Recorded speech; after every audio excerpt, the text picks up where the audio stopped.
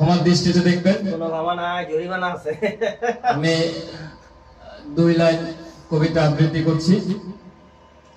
কবিতার নাম হলো স্বাধীনতার মানে। লেখক ভাসানী প্রসাদ মজুমদারের একটি কবিতার 2 লাইন গাওয়ার চেষ্টা করতেছি। ভুল ত্রুটি হলে ক্ষমার দৃষ্টিতে দেখবেন। স্বাধীনতা, স্বাধীনতা মানে